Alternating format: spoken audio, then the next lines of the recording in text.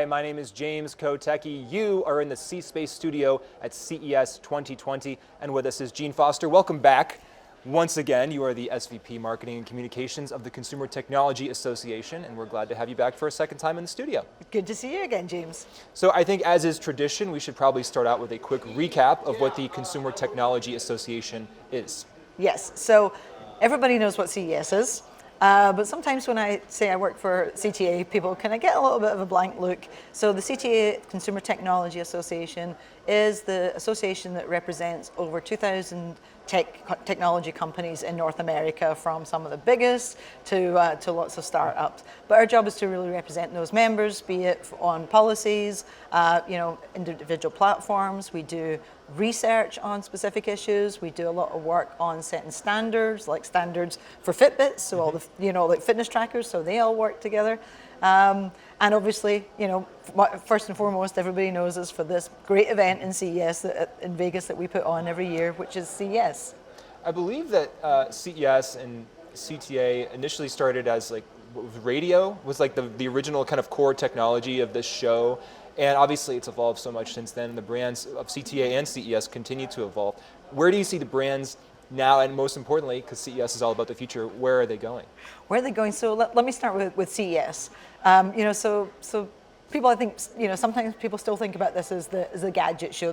What was the Consumer Electronics Show, which we rebranded a number of years ago, to keep some of that heritage, but to really show that the show has evolved. When I look at CES now today, we still have a lot of the coolest gadgets in tech, and you'll see that around here. But you're also seeing all of the new companies that are coming into CES over the last few years. Companies like Delta Airlines, who keynoted on our stage. They talked about all of the technology that they're incorporating in their passenger experience. John Deere tractors, Impossible Foods last night. We got to taste their brand new product, the Impossible Pork. Yeah. So when we look at technology now in the CES brand, we're really looking at the evolution of the tech industry and all of the companies that are now becoming tech companies that you wouldn't have thought about many years ago. Yeah, and this is a question I keep asking, because I think the evolution of this conversation continues to be interesting. If every company is a tech company, and we've talked about that before, what does it mean to be a tech company anymore? So if you look at all of these companies now, these in many cases very traditional companies. Again, I'll always love John Deere as an example, because they've got a massive display on the show floor. These are companies that are reinventing themselves. They're evolving for the future. They're looking at data. They're looking at analytics. They're looking at technologies like AI and repositioning themselves. So yeah, we say every company is a tech company, or they should be. Mm-hmm. And it's almost a mindset, right? It's almost less about the specific gadget or the specific data point, and the mindset of innovation and continuing to make that progress. Yeah, and if you think about some of these technologies, they're not in like necessarily a physical form. They're not all about a robot, or if you think about AI is prevalent in all of these technologies, but you don't see it, you don't touch it necessarily. 5G is an enabling technology that is going to enable the next generation of what we're calling the intelligence of things. You're going to start seeing more over the next few years about ambient technologies, where you're not actually necessarily touching something. The technology is going to be all around you. So that's the evolution of the technology industry. One thing I'm always interested in is behind the scenes. I think all our viewers are interested in behind the scenes. So this is a massive show. You have 100,000 plus people attending. You have every hotel in Vegas seemingly sold out, and conferences, many meetings and breakouts all over the place, several massive show floors, including a show floor right here at ARIA. So take me behind the scenes for what a day in the life looks like for you as a CTA executive. And as an example, maybe just yesterday, what was the day like for you? Yeah, so in numbers, we're probably looking at about 170,000 this year for people from all over the world. So it's a global show, and as you said, we take over a lot of Vegas. It's very busy. I hit the ground here on Friday, but just yesterday alone, yesterday was one of my most favorite days here. So I started my morning at the Park Theatre. We had a keynote at the Park Theatre. So I was backstage there, helping prep that. Then I come over here to the ARIA and was emceeing some of our C-Space storytellers stage. the highlight of my day and probably the highlight of my year as I got to meet my idol, Alicia Keys, Wow. who was on stage. I got to introduce her. I got to take selfies with her. She turned out to be the most delightful person. So that was the highlight of the day. But then after that, after emceeing and introducing a number of really cool companies on stage, then I went over to the Las Vegas Convention Center and got to sit down on our CTA stage there and interview George Barrios, who's one of the co-presidents of WWE, and got to talk about how they changed from their digital platform to now OTT, streaming, and the big decision they made there. After that, we went on to our Leaders in Technology dinner last night, where we had leaders from across the world, including some of our own cabinet secretaries here, governors, etc.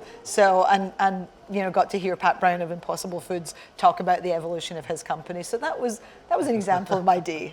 We get a lot of guests here, and I think every one of them has been really busy with a lot of things here at CES. But maybe no one more busy than a CTA executive herself. We're talking to Jean Foster of the Consumer Technology Association. So you're the SVP of Marketing and Communications and senior marketing role. How do you see the role of senior marketers evolving and changing as you connect to other marketers? I assume many of them who work with you because they want to be here at the show. Yeah. So just on Monday this week, I actually had we started a new program at CES last year called CMO Insights. And it was a program, for CMOs by CMOs. And on Monday, I kicked off a great panel. I had the global CMO of Deloitte, the CMO of Insider, and the CMO of General Motors. Two of those three we had here in the C-Space studio. I know. So that was. And the conversation we had there was, what is the role that CMOs should play, first of all, in driving business? It was really the business focus of the CMO, but that incorporated technology. What role should CMOs play in, first of all, understanding what technologies are out there that are going to be really potentially disrupting their business? And then what role should they play in integrating those technologies or bringing them into the business, introducing the rest of the C-suite, because the CMO should be the eyes and ears of the C-suite. And then they also talked about the role that CMOs play in managing the transition and the disruption. So some great insights from that session. But CMOs, for me, my call to action is CMOs can't just be thinking about the ad tech and martech stack. They need to look at all of the technologies they're going to come out and present great opportunities for their business, but also risk to their business if they're not getting ahead of them and really embracing them. They could be left behind the competition. CES is a monumental week of events that happens in early January, but I know that one of the focuses for you is expanding the brand out throughout the year. So aside from these interviews that we do here in the C-Space studio, which will be available on your social feeds after the show, what are some of the other ways that you continue to engage people throughout the year and keep them engaged in these ideas around innovation and progress? So one of the things that we do, so coming out of CES, it's a marketer's dream job because we have so much great content. I don't think I've ever had a marketing role where I've had so much content. Yeah. So in the past, what we've done is we would be a traditional trade show. We would start our marketing in September and then we'd finish in January and take down the website. So the marketing team, a couple of years ago, transitioned to really focus our website to become much more of a continual thought leadership platform. We've got some of the best tech thought leaders here. We've got access to them. We've got great stories. So we continue to engage both our attendees and our exhibitors throughout the year with all of those stories. And then when we get to, as I said, August, September, really we're starting to move to recruitment.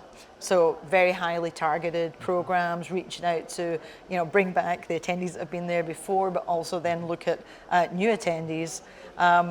Then we move on to engagement. So we help people start to say, okay, if you're coming to the show, what should you be looking out for? Where should we be going? How do you plan it? Then we move to the experience. What's the experience of the attendees? And we've got tools like our app and our website to help them really navigate the show because, as you said, it's a really big show. It can be a little bit overwhelming. The first time I was here 4 years ago, I found it completely overwhelming. So we focus a lot of our investment on that attendee experience. And then we start the cycle all over again. One of the big themes here in the C-Space studio, and I know for CTA overall, is diversity and inclusion. How is that reflected in the way that you think about and plan the show? So every year we work very hard to get the best and brightest on our stages. We have over 1,100 speakers. We have over 300 sessions, and we really focus very much on getting a wide range of speakers on our show.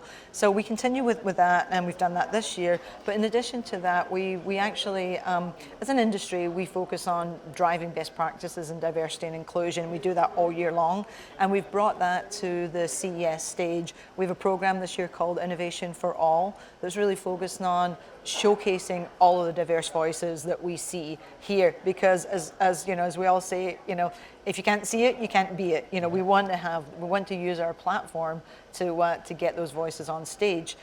We bring in, we've got a great program this year where we've brought in a number of our member companies.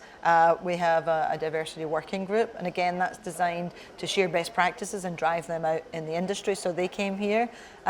We've also worked with a lot of large corporate brands who have employee resources group, or ERGs, who are focused on diversity and inclusion, and we've brought them here again to meet and to share best practices. So very comprehensive program, because it's very important that we look at, our role at CTA is to drive the industry forward, and then we use the CES platform to do that.